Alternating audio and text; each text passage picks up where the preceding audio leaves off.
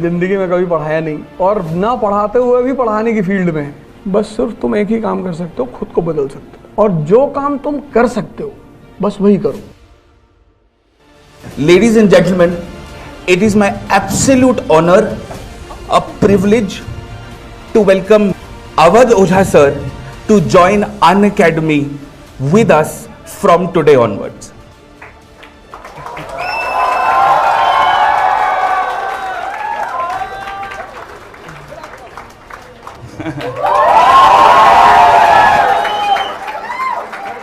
एक किताब मैं आपके लिए लाया हूं जो आपको बहुत पसंद है। तो इससे बेहतर और कोई चीज़ हो नहीं सकती।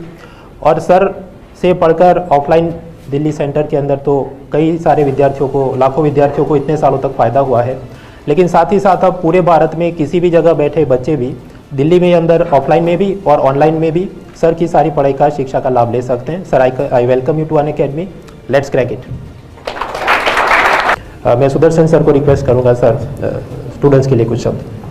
कोशिश तो हम लोगों की सर के साथ सबके साथ अच्छी हमेशा बनी है कि सब कुछ बेस्ट दें, और आज मुझे लगता है फिर यूपीएससी कैटेगरी में नवोदय हुआ है सर के आने से हो जा सकता है।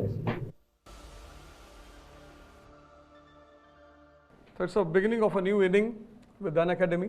पढ़ाएंगे तो है नहीं, जिंदगी में कभी पढ़ाया नहीं और ना पढ़ाते हुए भी पढ़ाने की फील्ड में है। आतिश साहब जो कह रहे थे कि आपने हमें सोचना सिखाया, वो मैंने भी किसी से सीखा। पढ़ाई जो है, एजुकेशन और कंपटीशन दोनों बिल्कुल डिफरेंट चीज़ें हैं, मतलब दोनों का कोई मेल है ही नहीं। अगर पढ़ाई से लोगों का सिलेक्शन होता तो जितने भी टॉपर्स होते हैं कॉलेज के, स्कूल के, यूनिवर्सिटी के, वो सब कहीं ना कहीं सेलेक्ट हो जाते हैं सारे। ऐसा नहीं है, ऐसा है ही नहीं। तो फिर एजुकेशन करती क्या है? जैसे अभी आतिश सर ने कहा कि मैं आपके लिए एक ऐसी किताब लाया हूं जो आपको बहुत पसंद है ये, और मैं आज कहूंगा आपसे कि आप सारे लोग इस किताब को ले जरूर लें, इग्नाइटेड माइंड्स बाय एपीजे कलाम। मतलब इस किताब में इस व्यक्ति ने ये बताया है, this book is dedicated to Snehil. Anand में एक स्कूल है, वहां पे एक लड़की ने, इन्होंने पूछा था कि what is the root cause of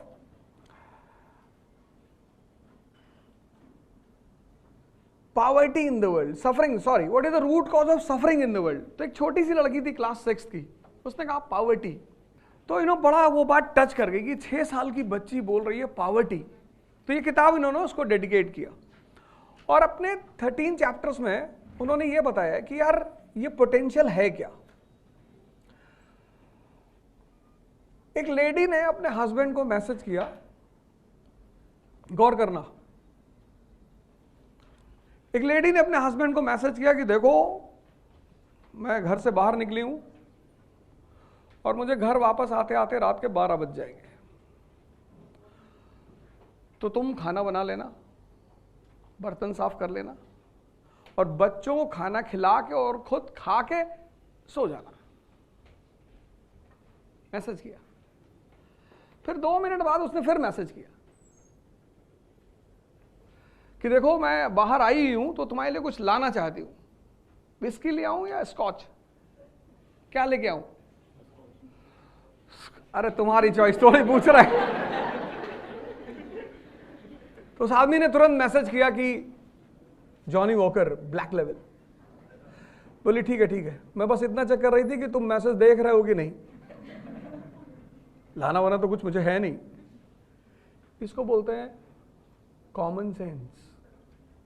बड़ी प्यारी चीज है दुनिया में, इतनी प्यारी चीज है, मतलब अगर तुम नहीं भी पढ़े लिखे हो, कबीर कहां पढ़े लिखे हैं, पर कबीर के दोहे रिसर्च होती है उन पे, कभी स्कूल ही नहीं गए, पर चीजों को देखा, ऑब्जर्वेशन लेवल इतना हाई है। तुम्हारी एजुकेशन अगर तुम्हारे ऑब्जर्वेशन लेवल को नहीं बढ़ा पाई, और ऑब्जर्वेशन लेवल से क्या जुड़ा हुआ है? Common sense. अब उन्होंने खजूर का पेड़ देखा, दोहा बना दिया, उसकी रेलेवेंसी दिखा दी कि बड़ा हुआ तो क्या हुआ जैसे पेड़ खजूर, पंछी को छाया नहीं फल लागे अति दूर। कमेंट किया, उस रिचनेस पे जो समाज के काम नहीं आ रही है। नहीं किया, कमेंट किया उस रिचनेस पे जो समाज के काम नहीं आ रही है।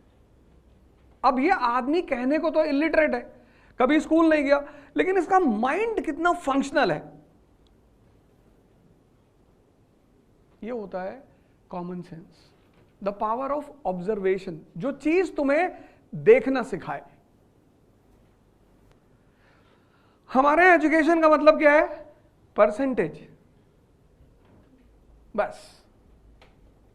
जबकि जिंदगी में कहीं भी अगर परसेंटेज काम आता होगा तो 2-3 एग्जामिनेशन है इंडिया में, उसमें से एक है AFMC, मिलिट्री का जो मेडिकल एग्जाम होता है, या बहुत सारे कॉलेजेस में तुम्हें परसेंटेज के नाम पे एडमिशन मिल जाती है।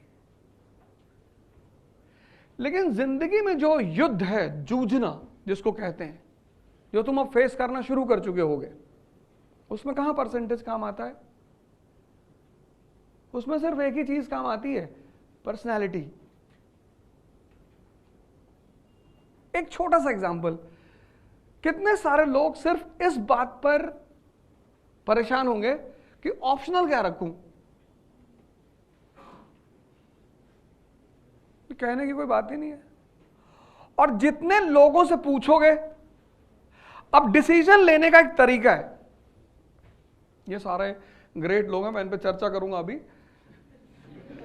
मैं आज बड़ी सारी बातें बताऊंगा। मुझसे कोई पूछ रहा था कि आप अनअकैडमी क्यों आए? अरे भैया, पैसा ज्यादा मिल रहा है।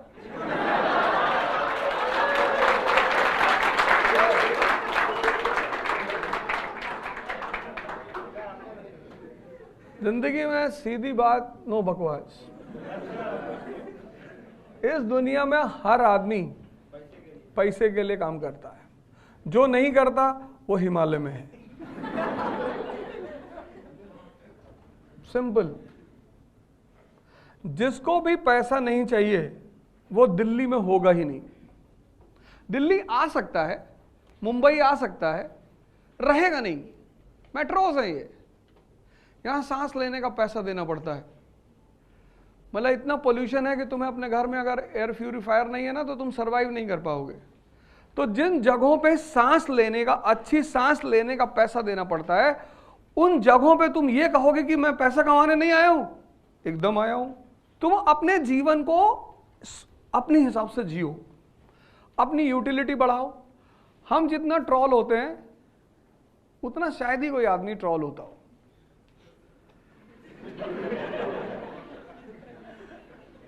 और इतना मजा आता है मुझे ट्रॉल होने पे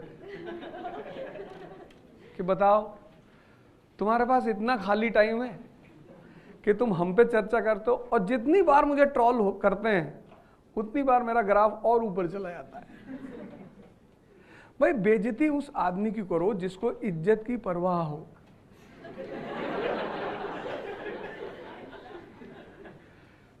जीवन में गलत कॉन्सेप्ट्स कभी रखने ही नहीं है।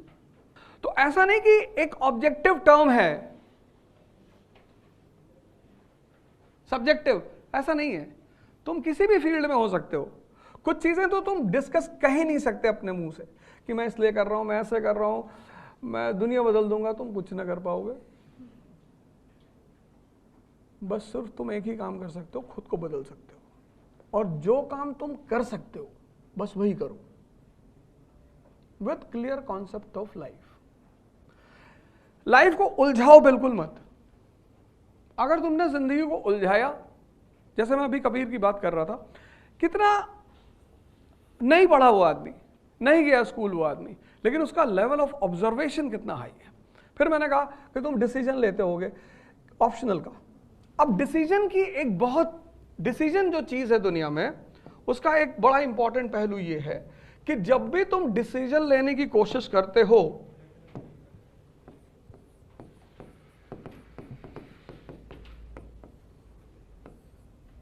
,95% लोग दुनिया में डिसीजन जब लेते हैं तो यूटिलिटी के बेसिस पे नहीं लेते हैं, प्रॉफिट के बेसिस पे लेते हैं कि अच्छा क्या है। अब मान लो तुमने ज्योग्राफी और सोशियोलॉजी दो सब्जेक्ट का अच्छा सोच रहे हो, अच्छा पहला पर्सपेक्टिव तुमने लिया कि दोनों में अच्छा सब्जेक्ट कौन सा है, तुम कभी डिसीजन नहीं ले पाओगे। क्योंकि दोनों अपनी अपनी पर्सपेक्टिव पे दोनों में कुछ ना कुछ खासियत है। तो फिर डिसीजन लिया किस पे जाता है? यूटिलिटी पे, यूटिलिटी पे, रेलेवेंसी पे, चॉइस पे।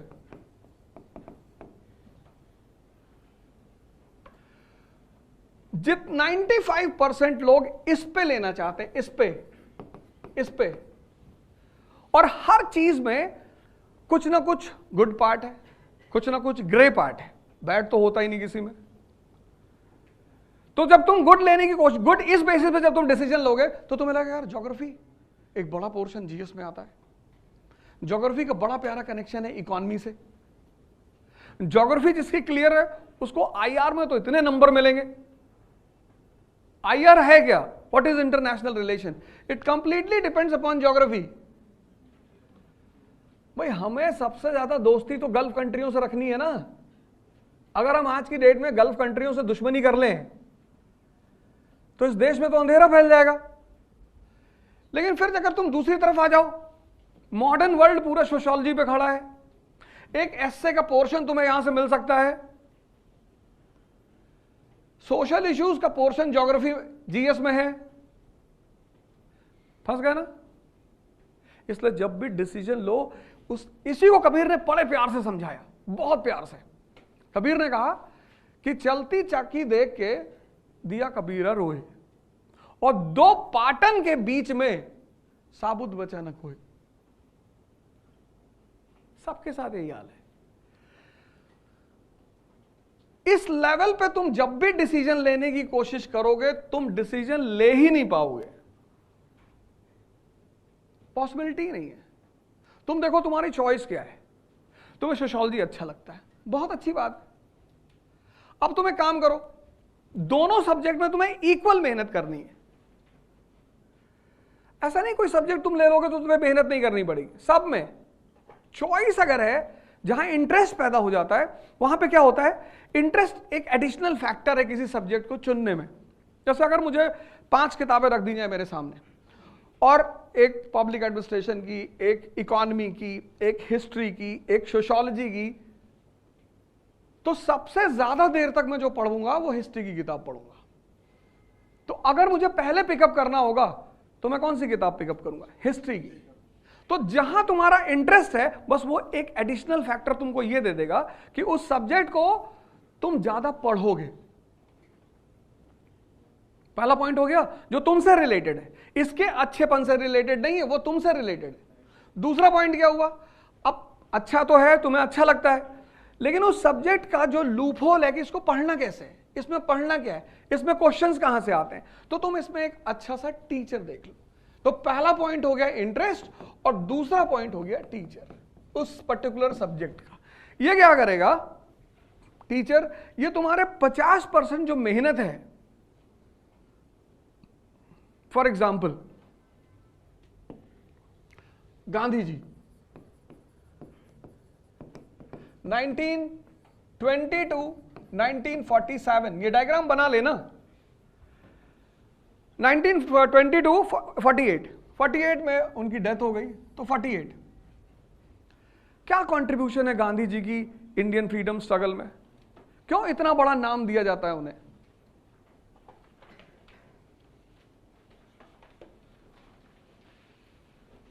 बाहर जाओगे तो लोग बहुत गाली देते हैं गांधी को, इंडियन पब्लिक है तो बहुत सारे लोग उनको बहुत गाली देते हैं, अरे भैया बहुत बदतमीज आदमी थे। इस दुनिया की दूसरी सबसे बड़ी खासियत जज बनती है, जज। यहां हर आदमी जज है, ये आदमी बुरा है, ये आदमी अच्छा है, ये ऐसा है। तुम्हारे काम का है कि नहीं? अनअकैडमी मेरे काम की हो गई, मैं अनअकैडमी के साथ। अच्छा बुरा कुछ होता ही नहीं। दुनिया में 4-5 वर्ड है, उसमें से एक वर्ड है आई। R is equal to I. Relation depends upon interest. China से कितना मतभेद होता है हमारा, कितना डिस्प्यूट होता है हमारा, लेकिन क्या हम चाइना से अपने सारा ट्रेड बंद कर सकते हैं? आज बंद कर दो चाइना से सारा ट्रेड, कल इंडिया में सिविल वॉर हो जाए। वो तुम्हारे चौराहों पे जो स्प्रे करके ग्लास कारों का शीशा साफ करते हैं ना बच्चे, 100 रुपए में जो बेचते हैं, वो भी मेड इन चाइना है। आज बंद कर दो पूरा ट्रेड चाइना से, आज देखो उसने अपनी यूटिलिटी पैदा कर रखी है। तो भले उसने शिमला एग्रीमेंट को वायलेट किया 1914 और तिब्बत पे कब्जा कर लिया, लेकिन तुम उससे दुश्मनी नहीं कर पा रहे हो। क्यों? क्योंकि वो तुम्हारे लिए यूजफुल है। यही तो है। तुम आज पाकिस्तान से कितना भी झगड़ा कर लो, दरवाजे बंद हैं, कोई ट्रेड नहीं हो रहा है। क्यों? यूजफुल नहीं है। पाकिस्तान से ज्यादा बदतमीजी चाइना करता है इंडिया के साथ, ज्यादा। शिमला एग्रीमेंट 1914, तिब्बत बिल भी, the buffer between China and India, violate किया, तिब्बत पे कब्जा किया। अभी एलएसी पे देखो रेगुलर टेंशन चलती है, रेगुलर। डोकलम में दिक्कत पैदा की, कश्मीर को स्टेबल वीजा देना शुरू किया। क्या नहीं करता चाइना? जहां भी इंडिया खड़ा होने की कोशिश करेगा, इंडिया के खिलाफ आगे खड़ा हो जाएगा। लेकिन फिर भी हम चाइना से अपना बॉर्डर नहीं बंद करते। क्यों? यूजफुल है। हम बोइंग नहीं बना सकते, खिलौना तो बना सकते हैं ना। तुम जाओ मार्केट में, सारे खिलौने मेड इन चाइना है। टॉय मार्केट पे उसका कब्जा है, बाकी तो मार्केट छोड़ ही दो। ये होती है यूटिलिटी। तुम्हारा कोई दुश्मन नहीं है इस दुनिया में। अगर तुम सोचते हो तो ये तैयारी छोड़ देना, ना कर पाओगे। तुम्हारा कोई दुश्मन ही नहीं है ही नहीं। और अननेसेसरी किसी से दुश्मनी करोगे, वो तुम्हारे दिमाग में आके बैठ जाएगा। वो तुम्हारा ये चक्रा जो है इसको ब्लॉक कर देगा, वो तुम्हें सोचने नहीं देगा।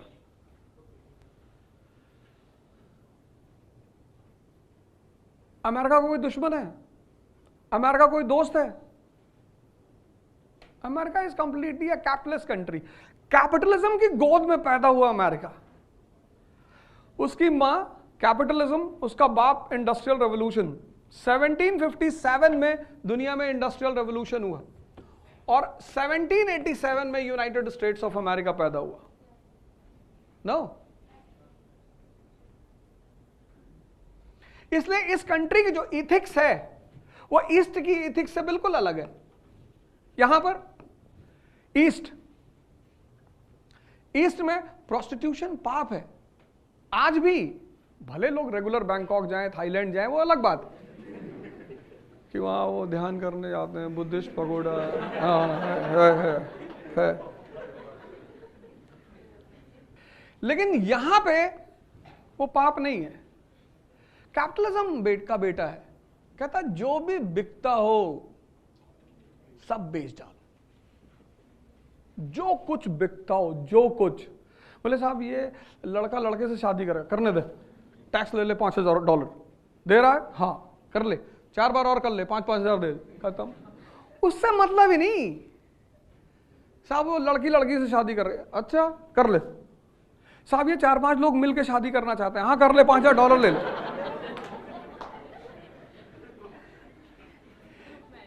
हाँ, इसलिए जब ईस्ट का आदमी यहां आता है ना और यहां की सोसाइटी में पहली बार एंटर करता है और लास वेगास जाता है, बेहोश हो जाता है। अरे मम्मी क्या हो गया? और वहां उसको कुछ और ही पढ़ाया गया है। यहां का कल्चर, यहां का सोसाइटी, यहां की मोरालिटी, यहां की एथिक्स। अभी वो लैंड करता है यूएस में, तो एक बार तो उसे डाउट हो जाता है कि धरती पे है यहां। ऐसा कुछ नहीं है।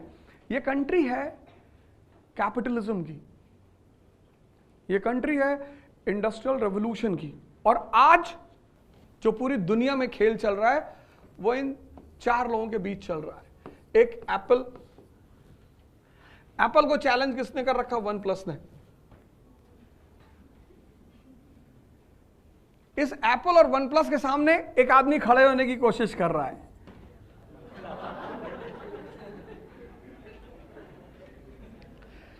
एप्पल, OnePlus, लावा, एक चौथी कंट्री है, उसने इस फील्ड में कुछ किया ही नहीं, वो लावा बॉम्ब बनाती है। कहती तुम लोग तो बना ही रहे हो, हम उसी में बॉम्ब लगा के द ब्लास्ट करा देंगे पाकिस्तान।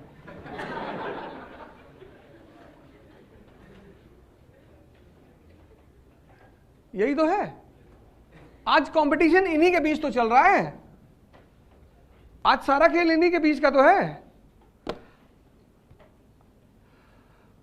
तो अब इस तैयारी का जो मतलब है प्रिपरेशन, बिना पढ़े तो तुम दे ही नहीं सकते, लेकिन सिर्फ पढ़ने से कुछ होगा ही नहीं। इसीलिए जितने लोग प्रिपरेशन करने आते हैं आईएएस की और सिर्फ पढ़ने पे बहुत ध्यान देते हैं, मतलब 15 आवर्स पर डे पढ़ते हैं, बहुत सारे लोग पढ़ते हैं, कुछ लोग तो धीरे जबान में 16 भी बोल देते हैं। अब अगर टॉपर हैं तब तो तुम कुछ बोलोगे नहीं।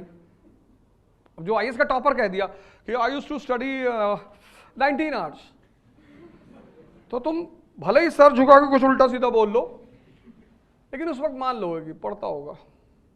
जी सर, टॉपर्स तो कुछ भी बोलते कि हम अपने कमरे में पंखे पे लटक जाते थे, फिर बुक पढ़ते थे और उससे कंसंट्रेशन बढ़ता था, तो वो तो कुछ भी बोलते, वो तो दूसरी लाइन के ऑफ उस तरह चले गए। 15 घंटे जो लोग पढ़ते हैं ये बड़ी मुसीबत में रहते हैं, बहुत।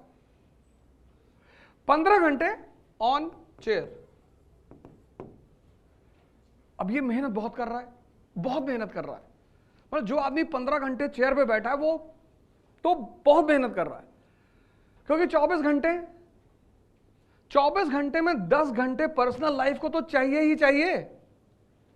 उस 10 में से तुमने एक काट लिया, तभी तो 15 हुआ भाई। 24 में से 10 तुम्हें पर्सनल, उसमें से 7 तो सोने के लिए चाहिए, वो तो तुम काट ही नहीं सकते, नहीं तो आगरा किसी हॉस्पिटल में बैठे मिलोगे। 24 घंटे हैं, 24 में तुम 15 घंटे चेयर पे बैठते हो, तो तुम सोचो तुम कितनी मेहनत कर रहे हो। और उस मेहनत के बाद अगर तुमको रिजल्ट नहीं मिल रहा है तो डिप्रेशन होना स्वाभाविक है। डिप्रेशन उनको नहीं होता जो मेहनत नहीं करते, वो मस्त रहते कि नहीं नहीं भैया, वो पंडित जी कुंडली देखे थे तो बोले थे तुम्हारा राहु ठीक नहीं है।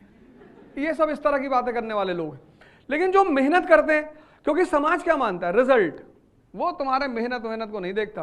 तुम 15 पढ़ते थे, 16 पढ़ते थे, तुम क्या कर, वो सिर्फ रिजल्ट देखता है। इसलिए सबसे ज्यादा डिप्रेशन उन लोगों को होता है जो बहुत मेहनत करते हैं। लेकिन इसमें एक लड़का ऐसा, ये ए, बी क्या करता है, ये 7 घंटे चेयर पे बैठता है, 7,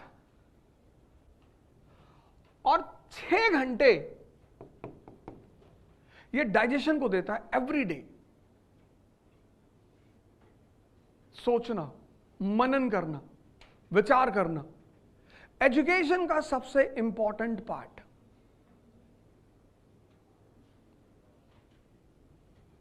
तो ये इस 15 वाले से कितने घंटे कम पड़ रहा है, 7 और 6, 13, 2 घंटे कम पड़ रहा है। लेकिन इसका सिलेक्शन होगा, ये बी का सिलेक्शन होगा, और ये देखने में क्या लगेगा कि ये कम पड़ता है। बहुत सारे लोग होते हैं जो कहते हैं भैया अरे हम जानते हैं ये जो 7th रैंक आई है जिसकी, मेरा ही रूम पार्टनर था, 5 ही 6 घंटे बैठ के पढ़ता था। तो तुमने उसका बैठने वाली टाइमिंग देखी, वो जो सोचने वाली टाइमिंग है,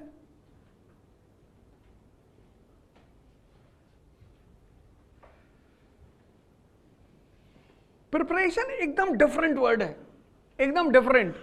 मैंने कहा ना 1920 से 1948 गांधी जी ने ऐसा क्या कर दिया कि भारत की आजादी में उनको सबसे इंपॉर्टेंट स्थान दिया जाता है।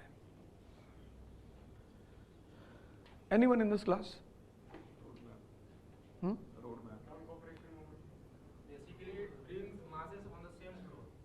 कैसे? इंटरेक्शन करो, बोलो जरूर, शांति से मत बैठो कि प्रवचन सुनने आए। यस यस,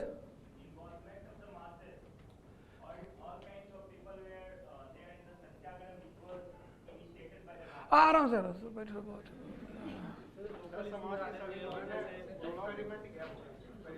इधर से कौन बोले? हाँ चलो खड़े हो जाओ। ये तो तुम नॉन कोऑपरेशन की बात कर रहे हो, ये तो तुम नॉन कोऑपरेशन की बात कर रहे हो, कहीं पढ़े उड़े हो कायदे से।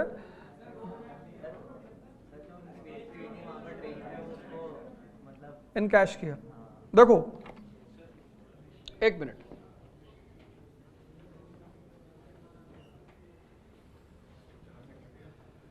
(1858)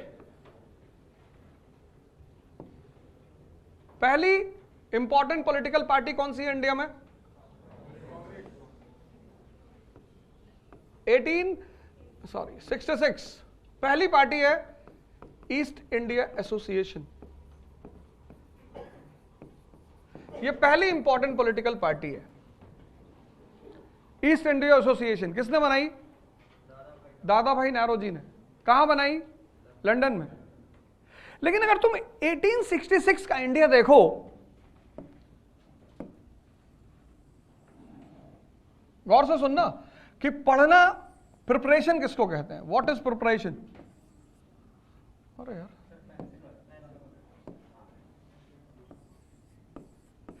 1866 का India 90% illiterate, 90% suffering from poverty and there is nothing called India. कुछ इंडिया जैसा है? नहीं है, ही नहीं। There is nothing called India.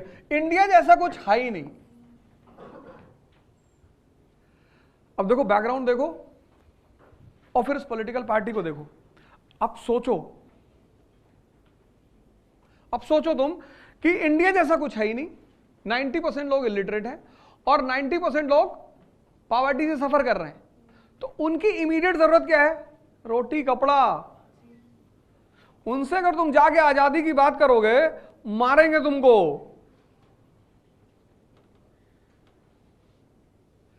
तो ये पार्टी कहां बनी?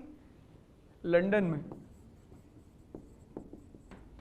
देखो इंडिया में नहीं बनी, बनी नहीं सकती थी। कनेक्ट करो दोनों को, इन दोनों को कनेक्ट करो। इस बैकग्राउंड में क्या इंडिया में पॉलिटिकल पार्टी बनना संभव था? नहीं संभव था। तो पार्टी कहां बनी? लंदन में। अब लंदन में बनाने से दादा भाई को क्या फायदा हुआ? वहां चुनाव लड़ा उन्होंने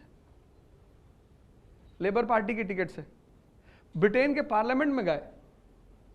क्यों?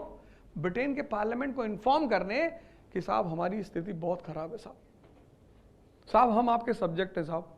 1858 के एक्ट के बाद यही तो है मॉडर्न इंडिया। 1757 टू 1857 कौन है रूलर इंडिया का? Company, east India company. और 1857 टू 1947 अब कौन है? क्राउन। यहां पे जब राजा राम मोहन रॉय इंग्लैंड गए तो ब्रिटिश क्राउन ने कहा कि सॉरी हम कुछ कर ही नहीं सकते। राजा ने कहा क्यों? बोले यार तुम्हारा देश हमारी कब्जे में थोड़ी है, we are not ruling your country is ruled by a company, हम क्या करें? राजा राम मोहन रॉय ने कहा साहब है तो आप ही के यहाँ की कंपनी। हाँ बोले यार वो तो है बट वी डोंट इंटरफेयर। हालांकि ये कहना गलत था क्योंकि बोर्ड ऑफ कंट्रोल तो इन्होंने ही बनाया था। लेकिन जब यहां दादा भाई नौरोजी पार्लियामेंट में पहुंचते हैं तो who is ruling the country? Crown. अब तुम थोड़ा सा आगे बढ़ो। अब देखो चेंज क्या पैदा हो रहा है। अब दूसरी इंपॉर्टेंट पॉलिटिकल पार्टी जो पैदा हो रही है आफ्टर दिस, उसका नाम क्या है? दूसरी इंपॉर्टेंट पॉलिटिकल पार्टी का नाम क्या है? Indian association. यह किस ईयर में बन रही है? 1876 में। इसको कौन बना रहा है? सुरेंद्र नाथ बैनर्जी और आनंद मोहन बोस। बैकग्राउंड अब भी वही है, बैकग्राउंड अब भी यही है। There is nothing called India, 90% illiteracy, 90% poverty. अब यहां पे क्वेश्चन खड़ा हो गया कि फिर ये पार्टी कैसे बन गई? अगर बैकग्राउंड सेम है, सेम बैकग्राउंड में कोई फर्क ही नहीं है, बैकग्राउंड वही है, तो मास्टर जब बैकग्राउंड वही है तब ये पार्टी कैसे बन गई? Necessity is the mother of invention, है ना? यही तो सेइंग है।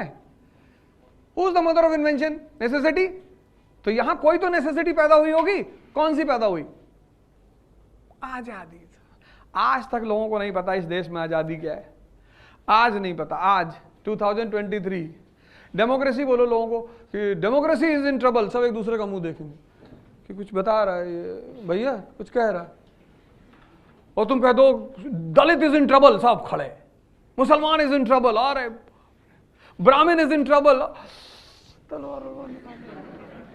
अरे यही तो हो रहा है। तुम बाहर जाके बोलो डेमोक्रेसी इज इन ट्रबल, सब एक दूसरे का मुंह देखेंगे। ये लगता है कोई बाहर से आया है। अतीक अहमद को मरे कितना दिन हो गया, लेकिन देखो सारे चैनलों ने उसको जिंदा रखा है।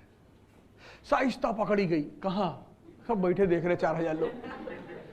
यूट्यूब पे जाओ तुम, वो आदमी कब का मर गया, शूट आउट हो गया, मर गया। गुड्डू मुस्लिम दिखा सन्यासी के भेष में।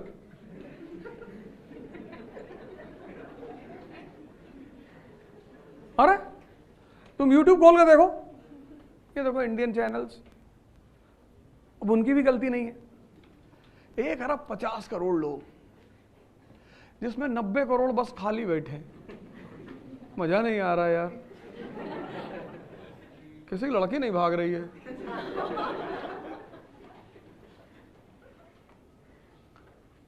मैं भी बाहर गया था तो लोगों ने कहा कि your leaders are not good. अरे मैंने कहा my leaders are very good.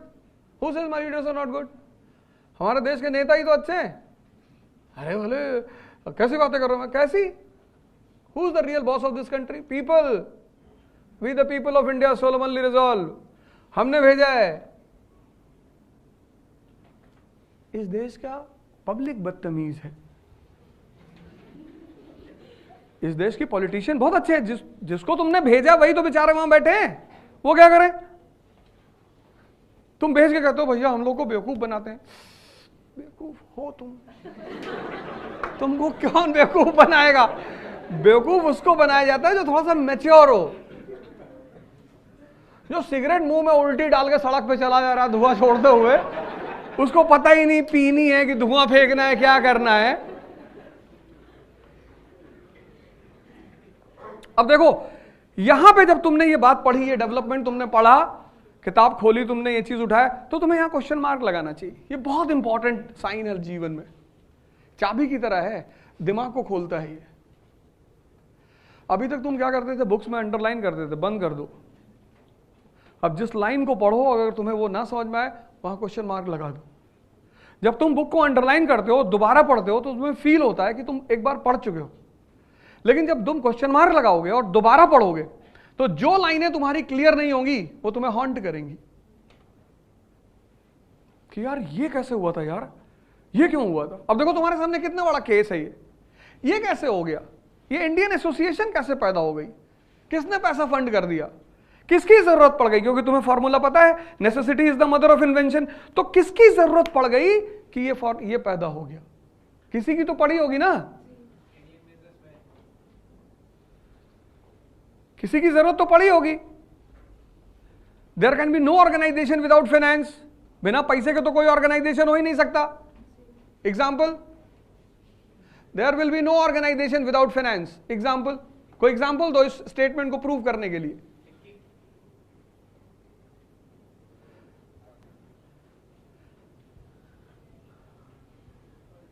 Try करो यार, कोई बात नहीं, इतना टेंशन क्यों लेके बैठे हो?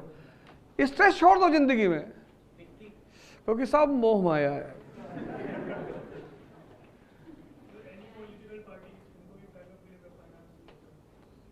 जिंदगी में स्ट्रेस छोड़ दो, प्रेशर छोड़ दो। हम अभी आ रहे थे तो हमसे लोगों ने कहा कि यार जो है, मैं अभी देहरादून से आ रहा हूं सुबह सुबह, वहां बहुत ठंडक पड़ रही है मसूरी में, दिसंबर जैसी।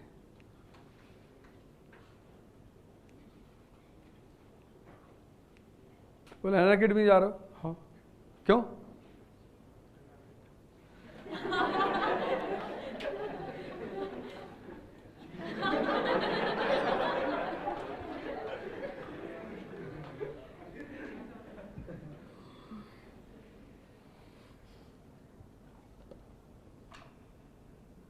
इस देश में सबसे ज्यादा अच्छे लोग रहते हैं और इस देश में सबसे ज्यादा लोग परेशान होते हैं उन्हीं अच्छे लोगों से। सबसे ज्यादा इसी देश में लोग कहते हैं भैया हमें झूठे लोग पसंद नहीं है, हम भैया कभी झूठ नहीं बोलते। तब जिंदा क्यों हो? बोलो। सच बोलना कोई आर्ट ही नहीं है। सूरज चमकता है, इट्स अ ट्रुथ, उसमें कौन सा आर्ट है? सूरज अवध ओझा की मंत्र शक्ति से चमकता है। इसको अगर तुम सिद्ध कर ले जाओ और लोग आके तुम्हारा पैर पकड़े कि भैया आप मंत्र मत बंद करो,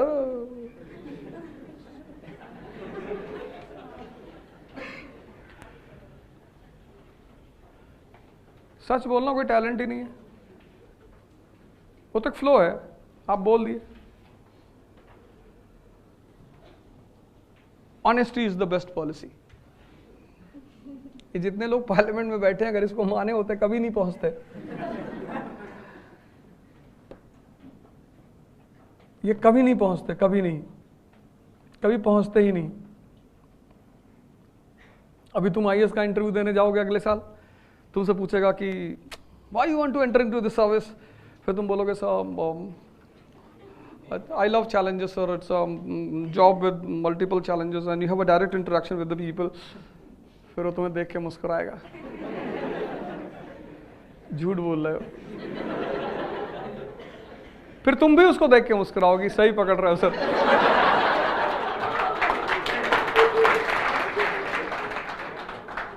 और फिर तुम्हें इतना नंबर मिलेगा इंटरव्यू में। Interaction without words is the best interaction in the world.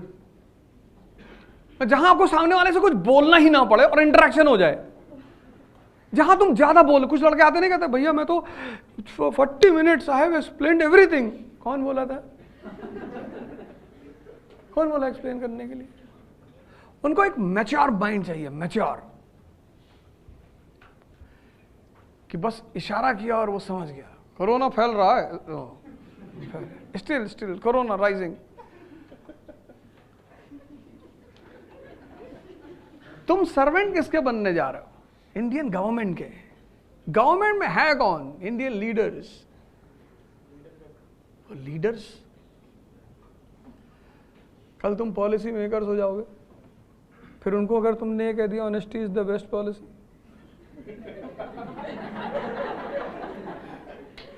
तुमको एसपी डॉग स्क्वाड बना देंगे।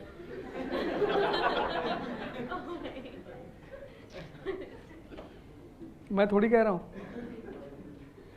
ऐसा रविश कुमार जी कहते हैं, मैं ये सब नहीं कहता हूं। मैं तो कौन बताएगा ये पार्टी क्यों पैदा हुई, कहां से पैसा आया और कहां से सपोर्ट मिला। बस ये चीज डेवलप करनी है, सिर्फ पढ़ना नहीं है। अब तुम्हें इस ईयर पे जाना है। This is the relevancy of years in history. लोग कहते हैं ना हिस्ट्री में ईयर का क्या रोल है। अब देखो हिस्ट्री में ईयर का क्या रोल है, क्यों हिस्ट्री में ईयर इंपॉर्टेंट रोल प्ले करता है, क्या है ईयर्स। 1876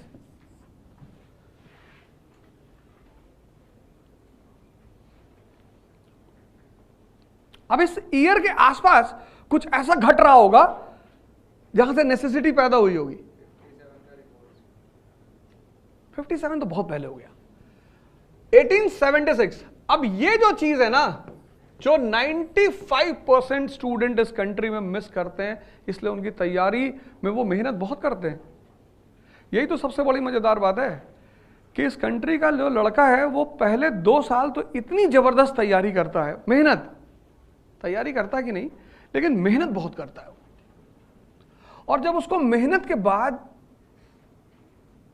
इंप्रूवमेंट नहीं दिखता तो कॉन्फिडेंस डेवलप नहीं होता, और जब कॉन्फिडेंस डेवलप नहीं होता तो फेलियर आती है, और फेलियर आएगी तो घर से लेकर समाज में हर आदमी तुम पे उंगली उठाएगा, वो उठाना ही है। और हर आदमी की हिम्मत नहीं है कि ट्रोलिंग को बर्दाश्त कर ले जाए। एप्रिसिएशन बर्दाश्त करना बड़ी बात नहीं है, वो तो मजा है। Trolling,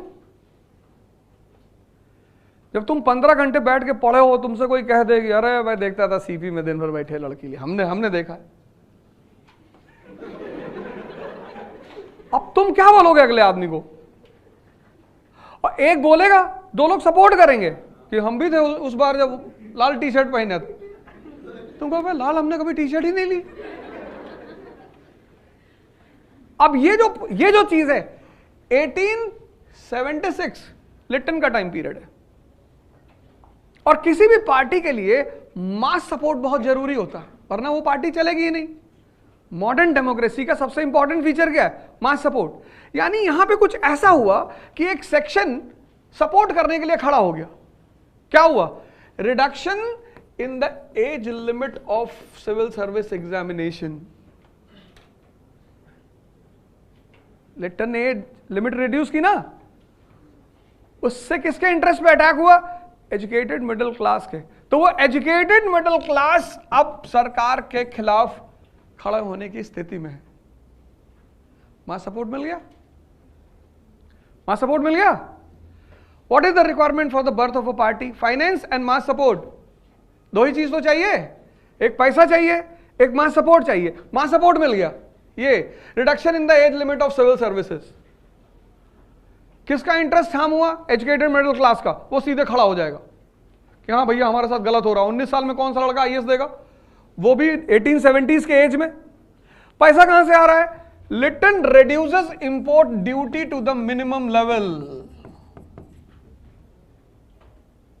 Lipton reduces import duty to the minimum level. 1850s is a time period for Indian Industrial Revolution. 1850s is the beginning of Indian Industrial Revolution. First cotton mill, Mumbai. Indian industries पैदा हो रही हैं। उन industries को क्या चाहिए? Protection. किससे? Government से। गवर्नमेंट क्या कर रही है? इंपोर्ट ड्यूटी रिड्यूस कर रही है। क्या होगा? Indian market will be flooded with foreign goods and that will be attack on the interest of Indian industrialist. ये फाइनेंसर हो गए, ये इंडियन इंडस्ट्रियलिस्ट फाइनेंसर हो गए, और ये दे दिया इन्होंने मास सपोर्ट। यहीं पे पैदा हो गई इंडियन एसोसिएशन।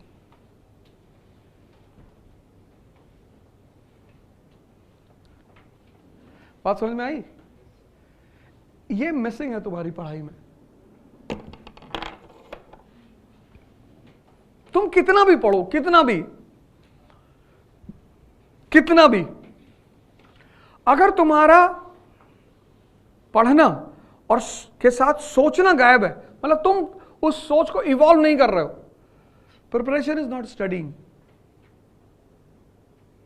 एक सिंपल लाइन ये है कि preparation is not studying. Then what is preparation? क्योंकि अगर तुम पढ़ नहीं रहे हो तो प्रिपरेशन तो तुमसे होगी ही नहीं, वो तो मैंडेटरी है पढ़ना। तो प्रिपरेशन क्या है? Preparation is the development of evolution of thought process. Not clear? नहीं बात क्लियर हुई? ये जो थॉट प्रोसेस है ना, ये तुम्हें डेवलप कर रहा है। अब देखो थोड़ा सा आगे बढ़े, 1885 में पहुंचे, अब यहां बन गई कांग्रेस। अब इस जो एवोल्यूशन है, ये जो एवोल्यूशन है, अब तुमसे जब वो क्लास 12 की एनसीईआरटी से क्वेश्चन पूछेगा तो तुमसे पूछेगा कि the policies of Lipton were responsible for the birth of Indian Association. Explain. Direct question है, एनसीईआरटी में आंसर लिखा हुआ, तुम लिख दोगे। यूपीएससी तुमसे सिविल सर्विस कैसे क्वेश्चन पूछेगी कि the birth of INC was the outcome of regular events after 1858. Do you agree with this statement? अब ये डायरेक्ट क्वेश्चन नहीं है। दोनों क्वेश्चन में कितना फर्क है? अब तुम देखो, एक क्वेश्चन तुमसे उसने पूछा कि the policies of Lipton were responsible for the birth of Indian association. Explain. Direct question है ना, सीधा क्वेश्चन है, कुछ सोचना ही नहीं। इसको बोलते हैं स्कूल लेवल ऑफ एजुकेशन। इसीलिए तो स्कूल में हमारी टीचर क्या कहती थी कि रट लो, पढ़ना ही नहीं। और ह्यूमैनिटीज के साथ जितनी बदतमीजी इस कंट्री में हुई है, आज जितना ये परेशानी इस देश को झेलनी पड़ रही, वो इसीलिए झेलनी पड़ रही। इस देश ने हिस्ट्री कभी पढ़ाई ही नहीं। वो हमारी टीचर क्लास 10th में कहती थी कि हिस्ट्री से नौकरी थोड़ी मिलती है। ये बात सही थी, हिस्ट्री पढ़ के लोग राजा बनते हैं, नौकरी तो नहीं मिलती। ये बात तो सही है, क्योंकि हिस्ट्री सारा खुराफात सिखाती है, बेईमानी। प्लासी का युद्ध कैसे जीता? बेईमानी से। तो जिसको प्लासी का युद्ध समझ में आ गया, उसको एक कॉन्सेप्ट क्लियर हो गया कि भाई लड़ाई में ताकत की जरूरत नहीं है। किसकी जरूरत है? बेईमानी की। वो राजा बनेगा। ये बात वो फिजिक्स केमिस्ट्री वाला जानता ही नहीं। वो बेचारा लाइन में खड़ा है कोरोना के टाइम पे, वो टीका लगवाने के लिए 500 की लाइन में खड़ा है। और वो जो ह्यूमैनिटीज पढ़ के लड़का गया है, वो सीधे डॉक्टर के पास पहुंचा कि कहा भाई डॉक्टर, निकाला रख दिया। जर्मन से मंगाए थे, कानपुर में जो हत्या हुई थी इसी पिस्टल से तो हुई थी। गुड्डू इसको भी लगाओ, हमको भी लगाओ। जी जी भैया लगा रहे। वो IITian इतना पढ़ने के बाद कह रहा है I am not satisfied in this country, I don't know what shit is going on in this country.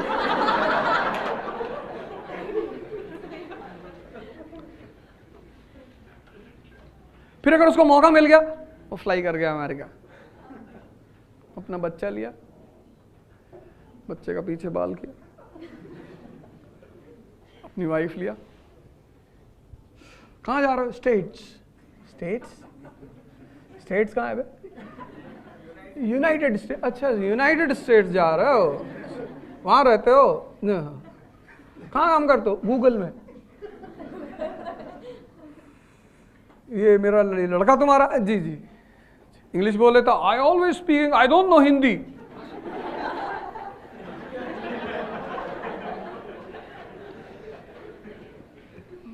मेरे कई सारे फ्रेंड्स उधर रहते हैं, तो जब इंडिया आते तो हमसे कहते हैं कि यार तुम सही कहते थे, हिस्ट्री पढ़नी चाहिए थी, क्योंकि जीतोगे तभी जब तुम प्लासी को समझोगे।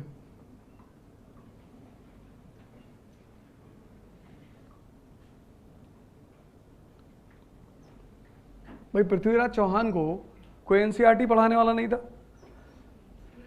मोहम्मद गौरी जमीन पे पड़ा हुआ था, बस अलग करके देखना था, चेक करना था, हट गया।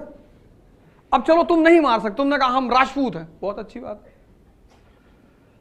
हम निहत्थे हाथी को नहीं मारेंगे, तो हमारे जैसे किसी से मरवा दिया होता। तुम नहीं मार सकते थे ना, हमसे कह देते कि पंडित काट दे जी। पर महाभारत में श्री कृष्ण की एनसीईआरटी क्लियर है।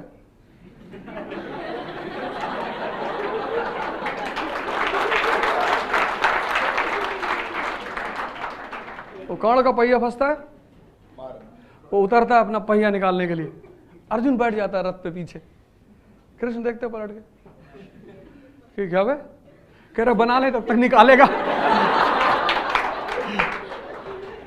बोले बेटा निकालेगा तब ना मार पाओगे, अभी मारो। तो अर्जुन कहते कि अच्छा नहीं लग रहा, मुजरा देखने अच्छा नहीं लग रहा, मार, आई विल बी रिस्पॉन्सिबल। इसको बोलते वॉर, इसको बोलते हैं प्रिपरेशन। ये सब हंसने की बातें नहीं है, तुम्हें जिंदगी में अप्रोच ही तो सही करनी है।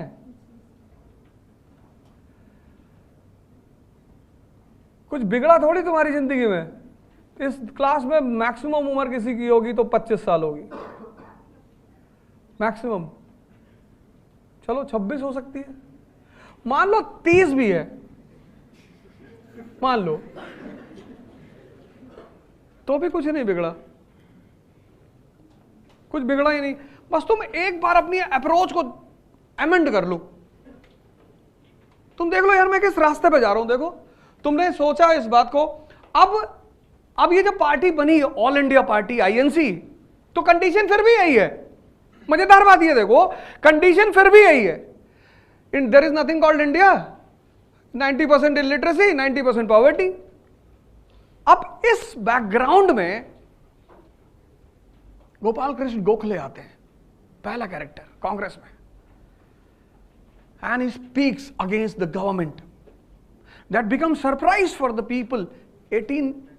1901 एडवर्ड लॉ बजट पेश करता है लेजिस्लेचर में, 60 करोड़ का budget, profitable budget, profitable. Legislature को ताली बजाना चाहिए था कि बजट प्रॉफिट में। Edward law, finance member of executive council, budget पेश करता है। एडवर्ड लॉ कहता प्रॉफिट 7 करोड़ 1901। अब आज की डेट में अगर इंडियन गवर्नमेंट बजट पेश करे प्रॉफिट में, तो government will get the applaud कि यार बड़ी बात है, यार ये तो बड़ी अच्छी बात है, गवर्नमेंट ने पॉजिटिव बजट पेश किया। लेकिन उस पॉजिटिव बजट में गोपाल कृष्ण गोखले खड़े हो रहे हैं, उसको अपोज कर रहे हैं, क्रिटिसाइज कर रहे हैं। गवर्नमेंट ने कहा क्यों? बोला this country is suffering from famine, और तुम बजट के प्रॉफिट का जश्न मना रहे हो। लोग भूखे मर रहे हैं, लोग एक दूसरे को मार कर खा रहे हैं। कभी वो किताब पढ़ो तुम, आनंद मठ, तब तुम्हें पता चलेगा फेमाइन क्या होता था।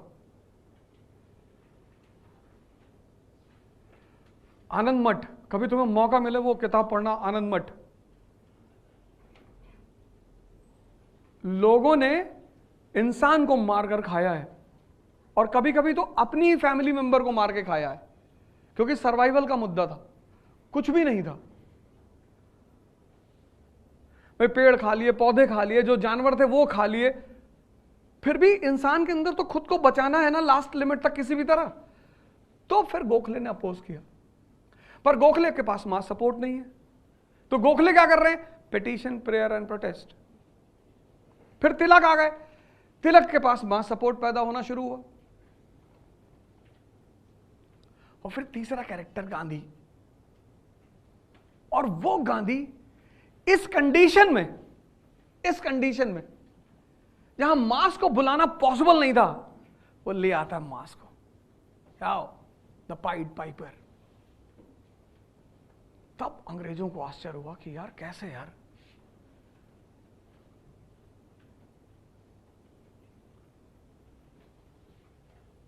तुम भी पढ़ रहे हो, कितने सारे लोग यहां बैठे हैं, सब तैयारी कर रहे हैं। अब इसमें से जो फर्स्ट रैंक आईएएस लाएगा, तो जो फर्स्ट रैंक लाएगा आईएएस में, दूसरे को क्यूरियोसिटी होगी कि नहीं कि तुम तो यार हमारे साथ ही पढ़ते थे, कैसे ले आए? कोई बड़ी बात नहीं है। किसी भी गेम का जो स्ट्रक्चर होता है उसको समझना होता है। इसकी डिमांड क्या है, ये चाहता क्या है। मैंने एंटर करते क्या कहा कि मैं पढ़ाऊंगा नहीं, और ना मैंने आज तक पढ़ाया। हमने जिंदगी में अपने कभी भी तो सीखा ही नहीं, मैंने आइडियलिज्म है ही नहीं। और जो बातें मुझसे आइडियलिज्म करता है उससे उसी वक्त दुश्मनी हो जाती है, उसी मोमेंट पे। जैसे किसी ने मुझसे कह दिया कि मैं झूठ नहीं बोलता, तो भागो यहां से, हट जाओ। इसमें कौन सी बड़ी बात है कि तुम झूठ नहीं बोलते? बोलो, और ऐसा बोलो कि पूरी दुनिया आके गिर जाए तुम्हारे कदमों पे। क्या हाँ, तुमने आसमान की तरफ देखा, कहा अरे भगवान नाच रहे हैं। लोगों ने कहा हाँ भैया नाच रहे, तो और 3000 लोग ताली बजा रहे तुम्हारे साथ। तुम अपने परिवार को कन्विंस करने में परेशान हो, कुछ लोगों ने पूरी दुनिया कन्विंस कर रखी है। देखो भारत को किस चीज की जरूरत है, एम्प्लॉयमेंट की, एजुकेशन की, हेल्थ की, इंडस्ट्री की। कहीं कोई बात हो रही है? कोई नहीं। कोई दुखी है? सब अपना अपना पकड़ा दिया सबको। किसी को जातिवाद का राइटल पकड़ा दिया, ये ले क्या करे सर, बजा रहे। हिंदुओं को पकड़ा दिया कि तो हिंदू देखो मंदिर बना रहे हैं, हाँ जी ले बजा। मुसलमानों को पकड़ा दिया, सब बजा रहे। किसी को कुछ चाहिए ही नहीं। तुम पब्लिक से जाके पूछो इंडिया में कि इंडस्ट्री चाहिए, नहीं भैया इंडस्ट्री बाद में बन जाएगी, हम कौन सा भूखे मर रहे हैं, सारे मंदिरों में लंगर चल रहा है, वहां खा लेंगे।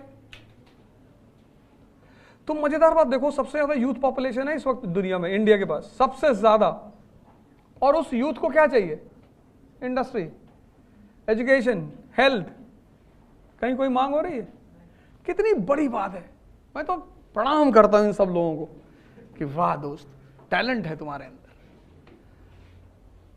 मस्त है यूथ। पहाड़ की सड़क के किनारे कुत्ता पकड़ के सेल्फी ले रही है, उसका अलग स्वैग चल रहा है, अलग ही मस्त है। तो preparation is a different thing from studying. पहली बात, अभी तक तुम पढ़ते आए जीवन में, पढ़ना अभी भी पड़ेगा, लेकिन पढ़ना इज नॉट प्रिपरेशन। ये एवोल्यूशन, ये डेवलप करना कि यार सारी अब तुम गौर करो, ये डेवलप करना कौन सी process? Studying and thinking.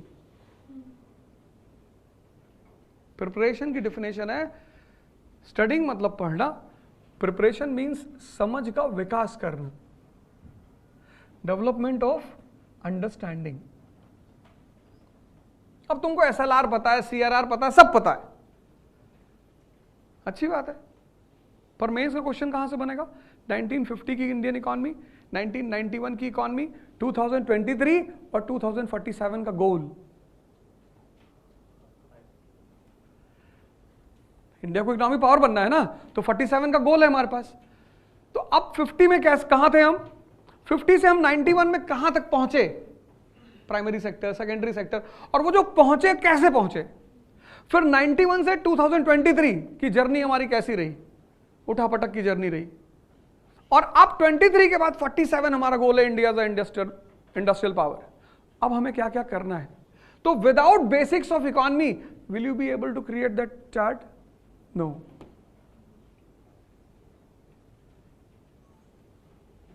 Will you be able to create that chart? No. तो पढ़ना है, लेकिन पढ़ने के साथ किस चीज का विकास कर रहे हैं? समझ का। इसलिए जितने लोग तैयारी करने आते हैं, जितने भी टीचर, तो दुनिया में कोई बुरा नहीं, और ना दुनिया में कोई कोचिंग बुरी है। तुम किस आदमी से क्या ले पाते हो?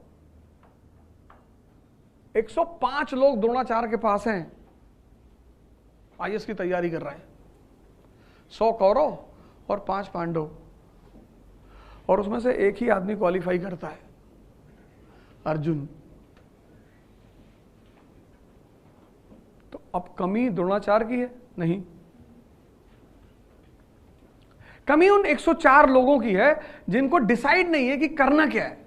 युधिष्ठिर को बुलाता है द्रोणाचार्य, किधर आ, क्या दिख रहा है? बोले गुरुजी आप दिख रहे हो। बोला भाग जाए यहां से, तो मैं दिख रहा हूं। नकुल को लगा कि गलत बोल गए, तो बोला गुरुजी पेड़ दिख रहा है, उसको भी भगा दिया।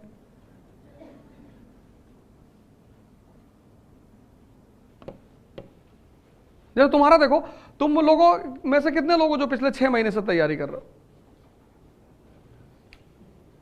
अब बताओगे नहीं डर के मारे।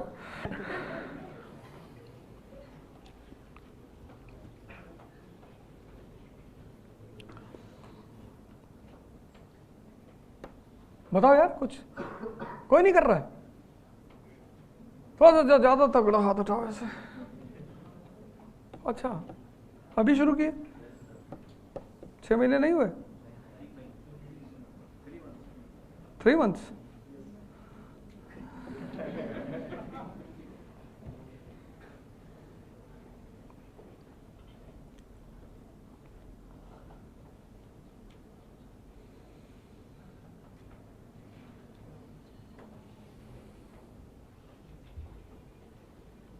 यूक्रेन की नेबरिंग कंट्रीज बताओ।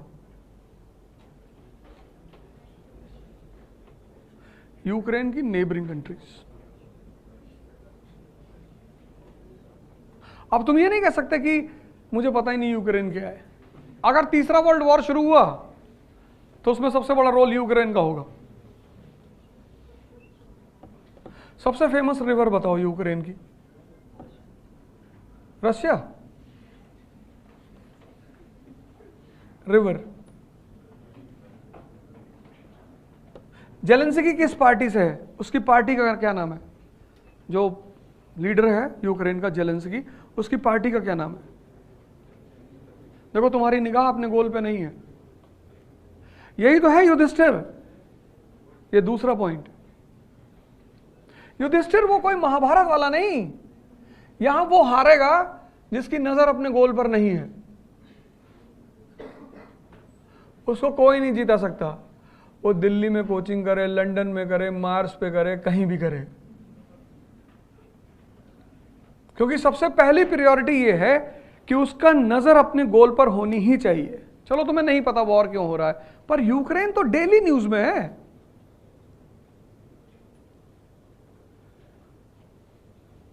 हर दिन यूक्रेन न्यूज में, every day, and the world is on the verge of third world war because of Ukraine. अगर गलती से चाइना ने ताइवान पे हमला कर दिया, जैसा कि पुतिन चाहते हैं, तो उसके बाद फिर कुछ बचेगा नहीं।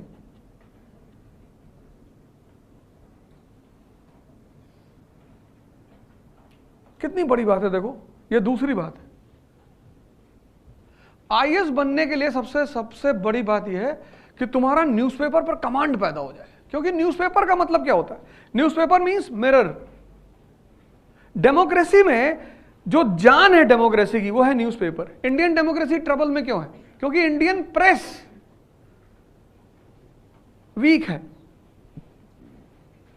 यहां का आदमी जो है वो सिर्फ न्यूज़पेपर पढ़ता है जब वो आईएएस की तैयारी करता है, जबकि जिस कंट्री में डेमोक्रेसी है उस कंट्री में न्यूज़पेपर कंपलसरी है। भाई तुम्हारे ये जो नौकर हैं जो पार्लियामेंट में बैठे हैं, ये तुम्हारे नौकर ही तो हैं, रिप्रेजेंटेटिव है, तुम्हारे टैक्स से सैलरी लेते हैं। तो ये जो तुम्हारे रिप्रेजेंटेटिव हैं, जब ये तुम्हारा कोई काम करेंगे तो तुम्हें बताएंगे ना। भाई तुमने अपने रिप्रेजेंटेटिव को किसी काम के लिए भेजा, तो जब वो तुम्हें कोई काम वहां करेगा, तुम्हारा काम, तो तुमको ब्रीफ तो करेगा ना कि सर ये कर लिया, सर ऐसा कर लिया, सर वैसा कर लिया।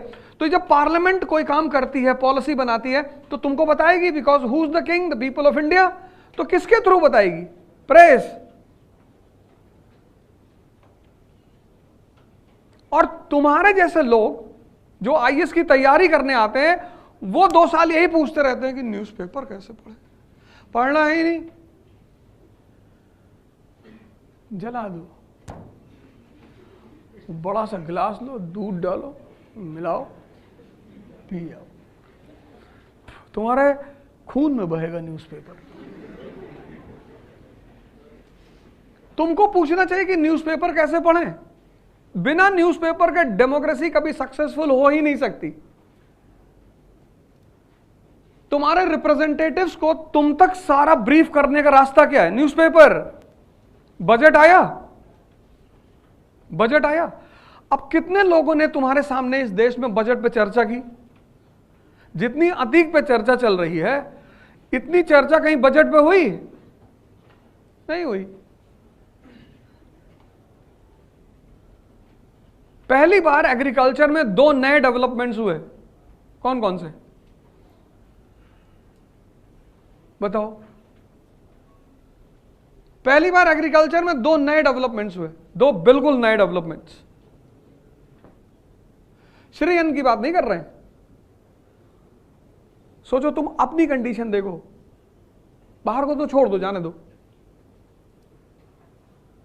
2 काम अगर कोई आदमी कर ले, एनसीईआरटी पर कब्जा और न्यूज़पेपर पे, ऐसा हो ही नहीं सकता कि उसका सिलेक्शन ना हो।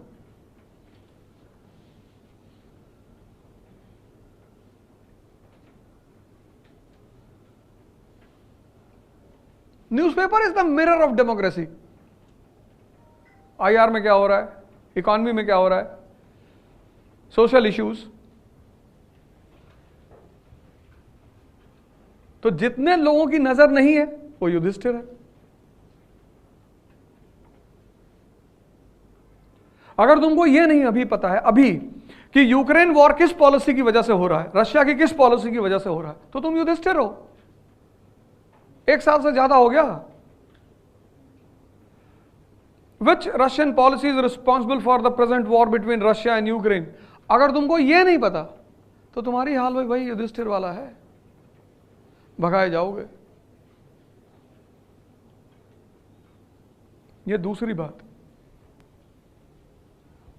तुम दिन भर पढ़ो ना पढ़ो वो सब अलग बातें हैं, पर गोल पर तुम्हारी नजर होनी चाहिए। सिर्फ न्यूज़पेपर डिस्कस कर लो यार।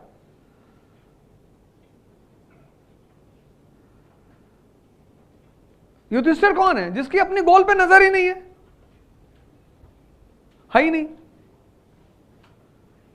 तो जिसका अपने गोल पे नजर नहीं है उसको तुम जबरदस्ती जिता दोगे?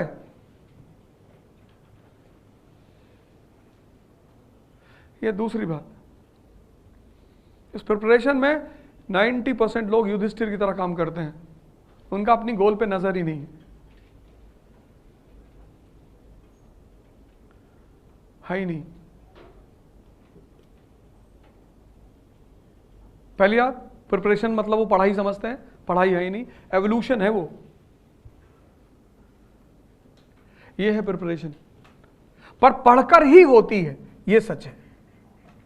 दूसरी चीज कि तुम्हें अपने गोल पे नजर रखनी ही पड़ेगी। कोचिंग की क्या रोल है? तीसरा पॉइंट, लास्ट पॉइंट, कि कोचिंग का क्या रोल है, कोचिंग क्यों करनी चाहिए और कहां करनी चाहिए। कहां तो तुम्हारी चॉइस है, पैसा तुम्हारा है, मर्जी है आपकी, आखिर सर है आपका। कोचिंग का सबसे बड़ा फायदा यह है कि आपको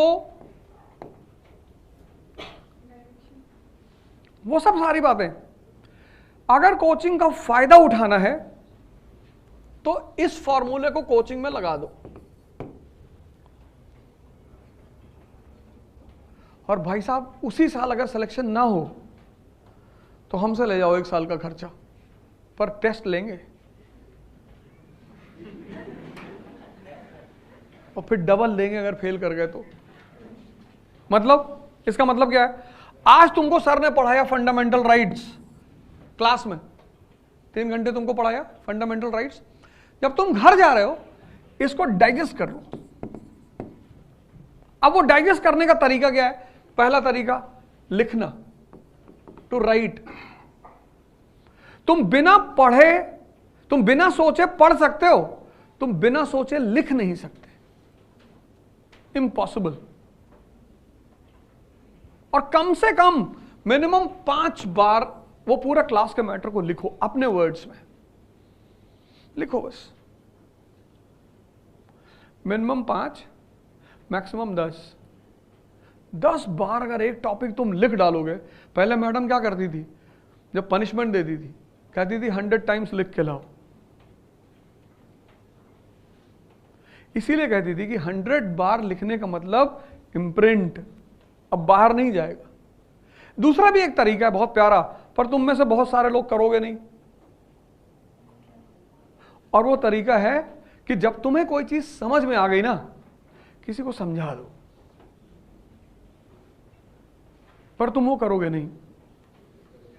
तुम्हारे मन में एक डर है कि सामने वाला हो जाएगा IAS। दुनिया में धन बांटने से कम होता है, लेकिन ज्ञान बांटने से बढ़ता है।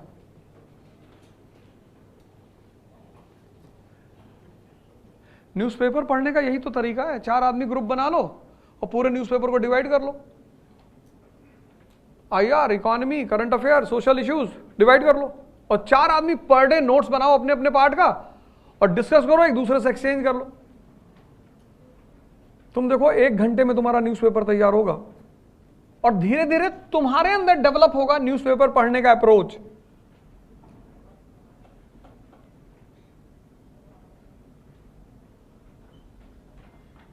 पहली बात लिखो, और करना ही क्या है, ये इतना सही समय मई से लेके मार्च तक ये पूरा फॉर्मूला, अगर ये फॉर्मूला तुमने छोड़ा अब छूटेगा कैसे? छूटता क्यों है? एक्चुअली जिस मास में तुम रहते हो सबकी मेंटल स्थिति इतनी स्ट्रांग नहीं होती। महत्वाकांक्षा जो है ना, ambition is a game of strong minds. इसलिए तुम जितनी भीड़ देख रहे हो ना, ये सब तो जीतेंगे नहीं, वो है ही नहीं। वो तो किंग अरिस्टोक्रेसी में इज 2%। और इंडिया में जितना परसेंटेज पे ध्यान देते हैं, पर्सनालिटी पे देते ही नहीं। और जिंदगी में मैंने कहा काम क्या आती? पर्सनालिटी।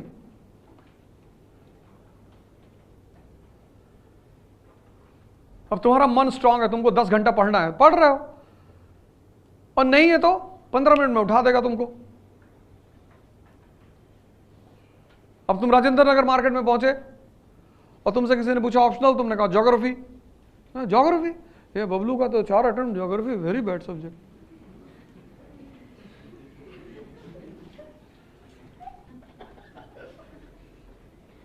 तुम्हारा जो सब्जेक्ट होगा उसकी राजेंद्र नगर में बुराई होगी। यह न्यूटन का चौथा लॉ है। यहां कुछ मध्य एशियाई टहलते हैं, सेंट्रल एशियंस, उनको एक समय के बाद पता चल जाता है कि हमारा तो नहीं होगा, तो उनको लगता है कि हम अकेले क्यों जाएं।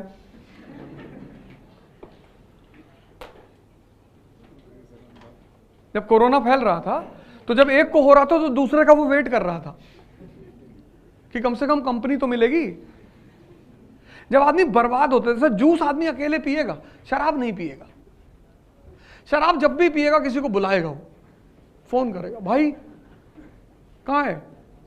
नोएडा में। अरे यार चाचा आए थे श्रीनगर से 2 बॉटल लेके, और तुमने कह दिया कि अरे मैं तो आ जाता लेकिन कैब का पैसा नहीं। अरे मैं दे रहा हूं, भाई दे रहा तेरा। बर्बादी का एक नियम है, कोई आदमी अकेले मिटना नहीं चाहता। इसलिए स्विमिंग जब तुम्हें सिखाई जाएगी तो उसमें एक तुम्हें लॉ सिखाया जाएगा कि जब भी कोई आदमी डूब रहा हो तो उससे करीब मत जाना।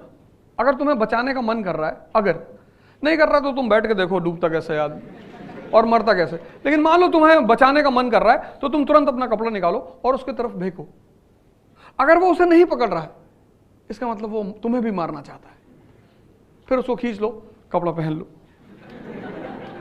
और किनारे बैठो और राधे राधे करो। यही तो हो रहा है। यहां सब आदमी एक दूसरे को डूबने से बचा रहे हैं।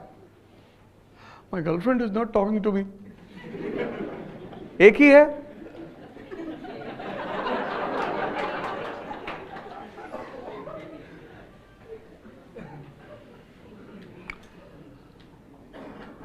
नॉट टॉकिंग तो उसमें कोई क्या कर सकता है, दूसरे से बात कर ले। यू डोंट अंडरस्टैंड इमोशन, भाग जाने तो इतना मारेंगे जूते से तुमको, गेट आउट फ्रॉम। यहाँ कुछ इमोशन नहीं होता। वो जाओ नीचे रिक्शा वाले से पूछो, किसी को कभी उसके साथ सेल्फी लेते हुए देखे हो? इंसान वो भी है, किसी का रिश्तेदार नहीं है।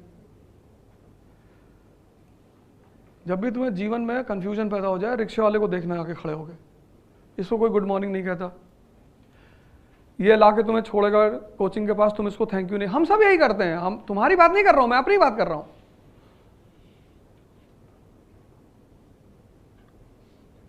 अभी करोल बाग का डीसीपी तुमको अपनी गाड़ी में लिफ्ट दे दे, 40 बार थैंक यू बोलोगे।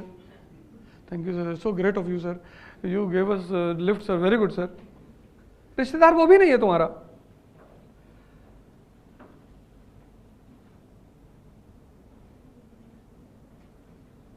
इसलिए जिंदगी में जब भी कंफ्यूजन हो 2-3 जगह चले जाना। एक तो रिक्शा वाले को देख लेना, कंफ्यूजन दूर हो जाएगा।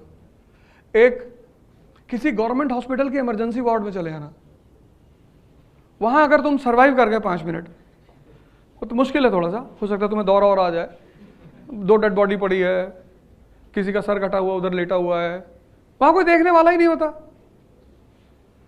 गवर्नमेंट हॉस्पिटल्स में आमतौर पे इतने कहां पे हैं एम्प्लॉयज, इतने सारे केसेस हो रहे हैं, उतने लोग हैं नहीं। एक तो इमरजेंसी वार्ड चले जाना गवर्नमेंट हॉस्पिटल के, और एक और जगह है, और वो है जनरल कंपार्टमेंट ट्रेन का। और 3-4 ट्रेन का नाम मैं बता देता हूं, उसमें एक पुरुषोत्तम है। उसमें अगर तुम जनरल कंपार्टमेंट में बैठ गए किसी तरह से, पहले तो इम्पॉसिबल है, पर एक चुनौती है बैठना। अगर तुम बैठ गए और दिल्ली से सिर्फ अलीगढ़ तक चले गए जिंदा, उसमें 100 की सीटिंग होती है और 700-800 लोग होते हैं, और 3-4 हाथ होता है, 2 पैर होते हैं, उसमें से एक सर निकल रहा होता है। एक आदमी गुटखा खाया हुआ बगल वाले की जेब में थूक दिया उसने, बाहर जा ही नहीं सकते, तो चांस ही नहीं है ना, बाहर कैसे निकलेगा। तो अगर तुम एंटर कर गए उसमें, पहले तो कर ही नहीं पाओगे, लेकिन अगर कर गए और तुम अलीगढ़ तक पहुंच गए तो तुम्हारा उसी साल सिलेक्शन हो जाएगा। मतलब कोई तुम्हें रोक ही नहीं सकता। ये सब ऐसी चीजें हैं जो तुम जैसे मोटिवेशन ढूंढते हो ना, पहले आप तो जरूरत ही नहीं, क्योंकि जिनके अंदर सेल्फ मोटिवेशन का मतलब होता है कि इनर फायर, वो तुम किसी से ले नहीं सकते, वो या तो तुम्हारे अंदर है या तुम्हें डेवलप करना पड़ेगा। और डेवलप करने का सबसे अच्छा तरीका है कि तुम्हारी बेइज्जती हो जाए, जिससे तुम बहुत डरते हो। चाणक्य, गांधी, अंबेडकर, इन सब की बेइज्जती ही तो हुई। बेइज्जती हुई तो एक जज्बा पैदा हो गया कि करेंगे। तो मोटिवेशन तुम किसी से बोरो नहीं, motivation is for working class, labourers, मजदूरों के लिए होता है, राजाओं के लिए नहीं होता। King is always self motivated. वो उसको तुम मोदी जी किसको सुनते रहोगे, तब तो 1970s में कुछ था ही नहीं, एक अंदर से आग थी। और भारत जैसे देश में 2 बार लगातार प्रधानमंत्री बनना, from a common background, common, मतलब उनकी इस अचीवमेंट पे मैं फिदा हूं। He may fail as a prime minister in future, हो सकता है आगे इतिहास लिखा जाए तो लिखा जाए कि एज अ प्राइम मिनिस्टर वो नहीं सक्सीड कर पाए, पर एज अ इंडिविजुअल उनका कोई टक्कर नहीं। कितनी हिम्मत रही होगी। India is a country of dynastic democracy, बाप के बाद बेटा, एंड पीपल एक्सेप्ट। ऐसा नहीं कि पीपल अपोज। तुम महाराष्ट्र देख लो, कश्मीर देख लो, तमिलनाडु देख लो, यूपी देख लो, बिहार देख लो, पंजाब देख लो, India is a country of dynastic democracy. यहां डेमोक्रेसी है लेकिन डायनेस्टिक है, फादर के बाद बेटा और बेटी। उस डायनेस्टिक डेमोक्रेसी में एक आदमी एक कॉमन फैमिली से आता है और उससे पहले कभी दिल्ली आया ही नहीं, मतलब MP, member of parliament, direct prime minister, direct first term prime minister रहा वो आदमी। लोगों ने कहा कि फेल, 2019 फिर बन गया। अब लोग कह रहे हैं अब की बार 400 के पार। पता नहीं, इंडियन पब्लिक है, वो तो कुछ भी कर सकती है। तो वो तो खैर उसकी चॉइस है, उसमें तुम कुछ नहीं कर सकते। पब्लिक जिसको वोट देना चाहे आप उसमें कुछ नहीं कर सकते, वो उसकी चॉइस है। किसी को भी देना चाहे, किसी को भी। कल दाऊद इब्राहिम को बुला ले कि we want you as a prime minister, तुम कुछ नहीं कर सकते। यही तो है डेमोक्रेसी कि भैया हमारी चॉइस है, हम चुनेंगे अपना नेता।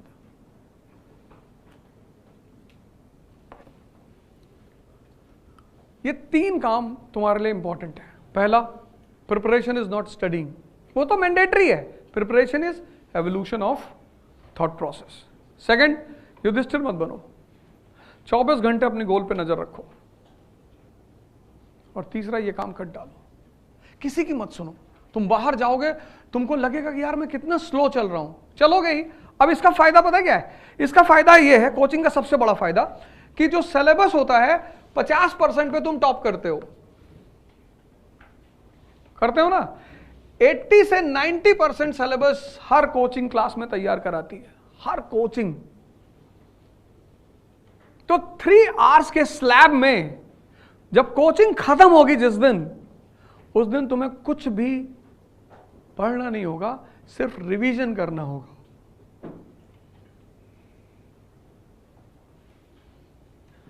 तीन घंटे क्लास, 3 घंटे होमवर्क, 6 घंटे हो गए।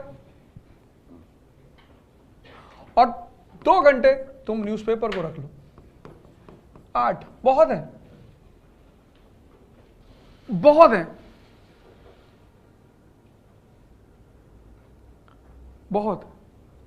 ये दोनों पेट है। अगर तुम 4 रोटी खाते हो तो किसी दिन तुम उसको मैक्सिमम 8 कर सकते हो, 18 नहीं कर पाओगे।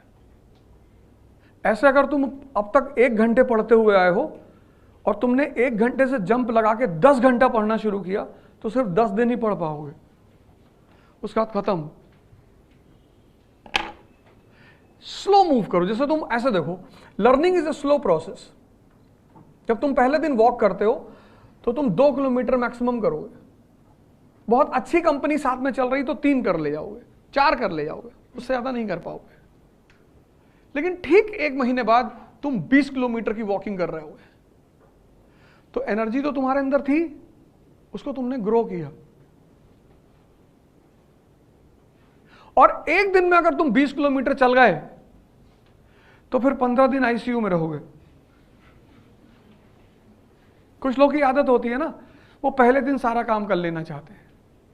हमारे दोस्त हैं तो बाबा रामदेव को सुन रहे थे, तो बाबा बता रहे थे kapalbhati increases shining and stamina, power, strength, Vitality. उनको लगा कि यार ये तो बड़ा जबरदस्त चीज है। पहले दिन कर लिए 2 घंटा कपालभाति, किडनी पलट गई। स्लो, पैनिक होने की जरूरत नहीं है, भागने की जरूरत नहीं है, आराम से। Learning is a slow process. तुमने बहुत चीजें जीवन में सीखी, साइकिलिंग सीखा, धीरे धीरे सीखा। जो भी तुमने सीखा सब धीरे धीरे सीखा। तो जब तुम यहां आए हो तो तेजी से सीख लोगे? नहीं कर पाओगे। वेट, थोड़ा सा रुको, घबराओ मत, पैनिक मत हो, दूसरे की मत सुनो।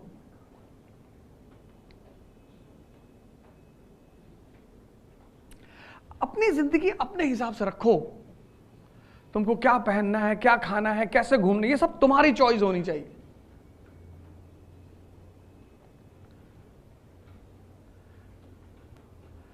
मैं बेंगलोर में था, मेरा एक दोस्त गया यूवी मॉल में, बोले बर्बरी की शर्ट्स लेंगे। हमने कहा ले लो। कहे आप भी ले लो। हमने कहा हम तो नहीं लेंगे, हम तो यही पहनेंगे 2-3 हज़ार की। अरे बोले क्लास, 50,000 की एक शर्ट। हमने कहा तुम ले लो, तुम्हारी छीन लेंगे। हमेशा बदमाशी की बात करते हो, बदतमीजी। मैंने कहा नहीं, शक्ति की बात करते हैं। तुम्हारा देखने का नजरिया गलत है। 50,000 की शर्ट पहन के तुमको कोई पहचानता है? गांधी जी लंगोट पहन के लंदन चले गए, पूरा लंदन पीछे भाग रहा था। नंगा आदमी, भैया हम भी देख लें नंगा आदमी। ये सब बजाज टाटा वाटा जाते थे, कोई इनको देखने वाला नहीं होता। टाई वाई लगा, इंग्लिश बोलते हो आप, उसको मैं लास्ट डे, ये पूछने वाला नहीं था इनको। कद बढ़ाओ, कद। तुम गलत डायरेक्शन में काम कर रहे हो।